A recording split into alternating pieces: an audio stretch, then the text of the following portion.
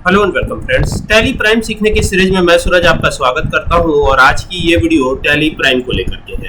काफी टाइम से ये मुझे कमेंट आ रहा था कि सर एक प्राइस लेवल के लिए अलग से वीडियो बना दीजिए। तो जैसे कि थंबनेल पे आपने देख ही लिया होगा, प्राइस लेवल यानी कि मल्टीपल प्राइस लेवल की बात करने जा रहे हैं टैली प्राइम के अंदर। ठीक है, मल्टीपल प्राइस लेवल क्या होता है? जैसे मान लीजिए कि आप कोई प्रोडक्ट खरीदने जाते हैं। अब जैसे मान लीजिए कोई प्रोडक्ट एक खरीदेंगे तो जाहिर सी बात है वो थोड़ा महंगा पड़ेगा, लेकिन अगर आप होलसेलर हैं और आप उसी प्रोडक्ट को जो है आपसे अगर कोई खरीद रहा है और वो 50, 100 या इससे ज्यादा क्वांटिटी में खरीद रहा है तो आप उसको कुछ कम दाम में दे देते हैं। ठीक है, ऐसी स्थिति में हमें मल्टीपल प्राइस लेवल को बनाना बहुत जरूरी होता है, जिसके चलते हमें अगर हमारा कोई बहुत लॉयल कस्टमर है, ठीक है, जो हमसे हमेशा सामान खरीदता है और बड़ी मात्रा में खरीदता है, तो सामान अगर बड़ी मात्रा में खरीदेगा तो उसको हम कुछ कम रेट में देंगे। ऐसा नहीं है कि दोनों को बराबर ही तोलेंगे। आप दोनों को बराबर नहीं तोला जा सकता है। जैसे मान लीजिए अगर कोई कस्टमर 100 क्वांटिटी में कोई सामान खरीदता है और कोई कस्टमर ऐसा है जो केवल एक खरीदता है, तो जाहिर सी बात है 100 वाले को आप ज्यादा प्रायोरिटी देंगे। तो ऐसे में 100 वाले को कम जो है कुछ कीमत लगा करके और उसे सामान बेचा जाता है। ऐसी स्थिति में हम कैसे टैली प्राइम में एंट्री पास करेंगे, आइए देखते हैं। सबसे पहले तो हम एक नई कंपनी बनाते हैं, क्योंकि नई कंपनी में थोड़ा चीजें ज्यादा समझ में आएंगी आपको। तो यहां से चलते हैं, यहाँ पे क्लिक करते हैं और एक नई कंपनी क्रिएट कर लेते हैं। अब कंपनी का नाम कुछ भी हो सकता है, जैसे मान लीजिए मैंने दे दिया मल्टीपल प्राइस लेवल। ये ही हम कंपनी का नाम दे देते हैं, मल्टीपल प्राइस लेवल। तो ये दे दिया हमने मल्टीपल प्राइस लेवल कंपनी का नाम, और यहाँ पे एंटर करा और यहाँ पे हम कर देंगे न्यू कॉलोनी देवरिया। चूंकि ये लोकल एड्रेस है तो यहाँ पे न्यू कॉलोनी देवरिया कर देते हैं। ये हो गया। इसके बाद स्टेट डालना बहुत कंपलसरी है, स्टेट मत छोड़िएगा। ठीक है, टैली में कभी भी स्टेट डालना बहुत जरूरी होता है। ठीक है, तो ये हो गया। एंटर किया, एंटर करके इसको एक्सेप्ट करा लेंगे। ठीक है, ये एक्सेप्ट करा लिया। अभी यहाँ पर ये जो विंडो खुली हुई है, इसमें आपको यहाँ पर नजर आएगा मल्टीपल प्राइस लेवल। देखिए ये नजर आ रहा है मल्टीपल प्राइस लेवल। तो डबल क्लिक कर दीजिएगा, इसको यस कर दीजिएगा और एंटर करके इसको एक्सेप्ट करा लीजिएगा, यानी कंट्रोल ए कर दीजिएगा। तो अभी हमारी ये कंपनी बन गई है। इसमें हमने कोई भी जीएसटी वगैरह चालू नहीं रखा हुआ है। ठीक है, ऐसे में अभी मल्टीपल प्राइस लेवल का यूज कैसे हम करेंगे? सवाल ये उठता है कि मल्टीपल प्राइस लेवल का यूज करें तो आखिरकार करें कैसे? तो यहाँ पर आपको पूरा डिटेल बताऊंगा।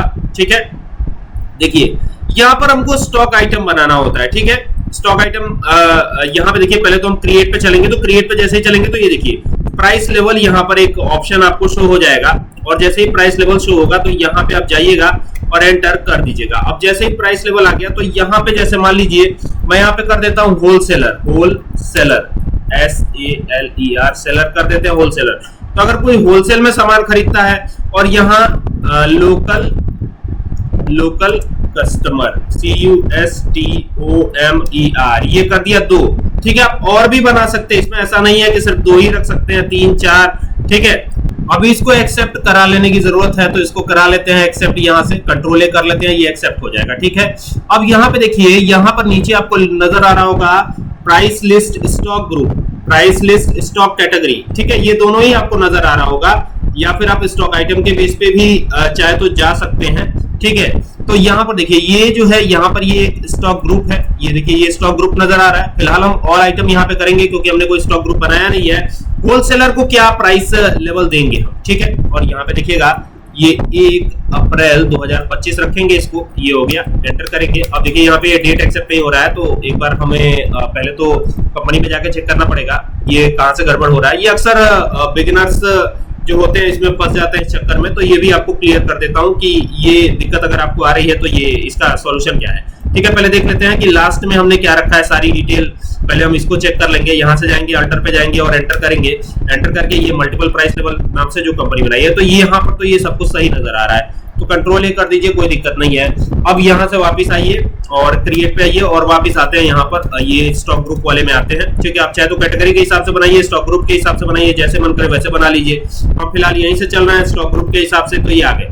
ठीक है, अब देखिए यहाँ पर डेट जो शो कर रहा है ना, 31 मार्च शो कर रहा है। तो अभी मैं बताता हूँ, पहले तो हम होलसेलर वाला प्राइस यहाँ पे लिखेंगे। तो यहाँ से क्या करता हूँ, अल्ट के साथ F2, 1/4/2025 करेंगे। ये यहाँ पे एक्सेप्ट नहीं कर रहा है, तो पहले तो हम यहाँ से Alt F2 कर लेते हैं, और F2 करने के बाद हमको पता चलेगा 1/4/2024 फाइनेंशियल ईयर कुछ और ही चल रहा है यहाँ पे, तो इसको सही कर लीजिए। 1 अप्रैल 2025 से लेकर 31/3/2026 तक ये हमारा फाइनेंशियल ईयर चेंज हो जाएगा, तो ये दिक्कत नहीं आएगी। अब वापस आ जाते हैं क्रिएट पर। क्रिएट पर आने के बाद यहाँ से क्या करना है आपको, ये स्टॉक ग्रुप के हिसाब से हम कर रहे थे, तो यहाँ पे आ गए और फिर वो ले लिया हमने, और इस बार वही की होलसेलर लेंगे हम, और यहाँ पे 1 अप्रैल आ चुका है। अब यहाँ पर देखिए, यहाँ पर पर्टिकुलर आ रहा है, ठीक है। अब स्टॉक आइटम हमने क्रिएट नहीं किया है, तो यहाँ से क्रिएट ऑप्शन पे चल के स्टॉक आइटम क्रिएट करेंगे। जैसे मान लीजिए लैपटॉप की ही बात कर लेते हैं, लैपटॉप, ठीक है। एंटर किया, एंटर किया, एंटर किया। अब ये यहाँ पर आए और क्रिएट ऑप्शन पे क्लिक कर दिया। अब सिंबल क्या आएगा, सिंबल आएगा NOS, नंबर्स, ठीक है। लैपटॉप किलो में थोड़ी ना बिकेगा, ठीक है, कबाड़ का भाव थोड़ी ना है, तो ये हो जाएगा नंबर्स, और ये हो गया नंबर्स, और यहाँ पे नॉट एप्लीकेबल। तो यहाँ पे N प्रेस करिएगा तो देखिए UQC कोड यानी यूनिट क्वांटिटी कोड भी आपको नजर आएगा, तो यहाँ पे कर लीजिएगा ऐसे, और यहाँ पे 0 रखते हुए एंटर करते हुए इसको एक्सेप्ट करा लीजिएगा ऐसे, ठीक है। अब यहाँ पर कह रहा है ना लेस देन कह रहा है, ठीक है। सपोज कीजिए 0 से लेके 200 तक, ठीक है। अब 0 क्या है, ये 200 तक अगर क्वांटिटी है सीधा, अब चूंकि 0 यहाँ पे लिखा नहीं हुआ है, तो इसका मतलब कि 200 तक अगर आप यही चीज लैपटॉप सेल करते हैं तो उसकी रेट क्या आएगी, उसकी रेट आएगी 25,000। कितनी आएगी, 25,000। यहाँ पे देखिए ये होलसेलर के लिए है, डिस्काउंट कुछ भी नहीं है, बाकी UQC कोड और तमाम चीजें यहाँ पे डाल सकते हैं। 200 से लेकर 500 तक अगर आप सेल करते हैं तो उसकी रेट क्या लगेगी, होलसेल में उसकी रेट लगेगी 22,000 रुपए, ठीक है। और अगर यहाँ पर देखिएगा 500 से लेकर 1,000 तक करते हैं, 1,000 तक, तो उसकी क्या लगेगी, उसकी 20,000 रुपए लग जाएगी रेट, ठीक है। यहाँ पे देखिए ये लगा दिया है हमने, ठीक है ना। डिस्काउंट इस पे सपोज कीजिए कि 2% का दे दिया गया, 2% का दे दिया गया, और कम हो जाएगा ये प्राइस, ठीक है। तो अब यहाँ पे 2% का डिस्काउंट रहा। अब यहाँ पे कह रहा है 1,000 से लेकर अगर 2,000 के बीच में या उससे जितना ज्यादा चाहे सेल करिए, यहाँ पे कोई भी अमाउंट हमने नहीं डाला है, तो ये हो गया। तो यहाँ पर जो है ये यहाँ पे देखिएगा, ये यहाँ पे रेट तो डालना ही है, तो यहाँ पर उसका रेट हो जाएगा 19,000 रुपए, ठीक है।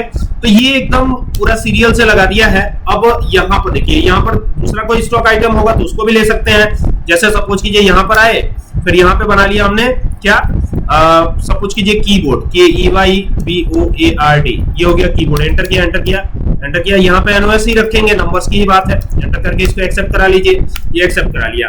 अब कीबोर्ड की बात आएगी, तो कीबोर्ड मान लीजिए अगर आप सपोज कीजिए कि 50 सेल करते हैं, 50, ठीक है। तो 50 का रेट क्या पड़ेगा, 50 का रेट पड़ेगा 300 रुपए, ठीक है, और कोई डिस्काउंट नहीं है। 50 से लेकर अब सपोज कीजिए कि 200 तक करते हैं, तो इसी का पड़ेगा 275 रुपए, ठीक है। और फिर इसी तरीके से 200 से लेकर अगर 1,000 तक सेल करते हैं, 1,000 तक, तो यहाँ पर ये अमाउंट है 1,000, ये ध्यान दीजिएगा। यहाँ पर इसका रेट पड़ेगा 200 रुपए, ये हो गया। अब आगे हमें नहीं करना है कुछ, तो ये इसको हम ऐसे ही रखेंगे, और 1,000 से चाहे जितना ऊपर रख लीजिए, यहाँ पर 175 रुपए कर देते हैं, एक और बढ़ा लेते हैं, हो गया बस। इसको एंड ऑफ लिस्ट कीजिएगा, और एंड ऑफ लिस्ट करके ओके कीजिएगा। और ये सब होलसेलर के लिए है, ठीक है। होलसेलर यहाँ पे लिखा हुआ है प्राइस लेवल में, तो ये सब किसके लिए बन रहा है, होलसेलर के लिए बन रहा है, ठीक है।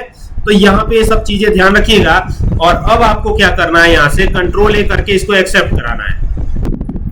अब हम रिटेलर्स के लिए रेट यहाँ पे फिक्स करेंगे, तो यहाँ पर पहले तो इसको कंट्रोल करते हैं, ये आए।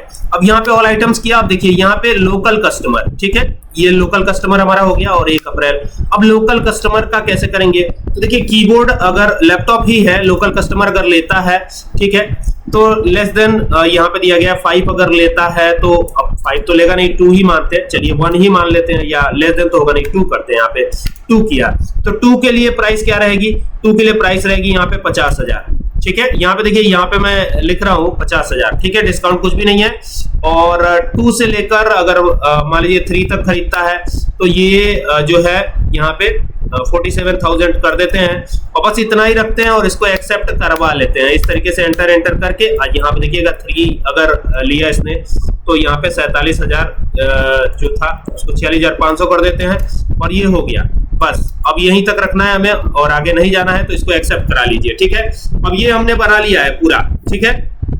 अब क्या करना है, अब इसका यूज करके देखना है कि कैसे कैसे क्या होगा। तो देर किस बात की है, इसको एक्सेप्ट करा लेते हैं और एक्सेप्ट करा के फटाफट चलते हैं अपने टॉपिक पर। तो ये कंट्रोल किया, कंट्रोल कर लेंगे। अब यहाँ से बाहर आएंगे, ये बाहर आ गए, ये बाहर आ गए, इसके बटन प्रेस करके बाहर आइएगा और यहां से चलते हैं। ठीक है, पहले परचेज करेंगे, तो ये परचेज में आए और परचेज में आकर के यहां पर आते हैं। जैसे ही हम आते हैं ना, तो यहां पर हमें सप्लायर द्वारा दिया गया इनवॉइस नंबर डालना है, एंटर करना है।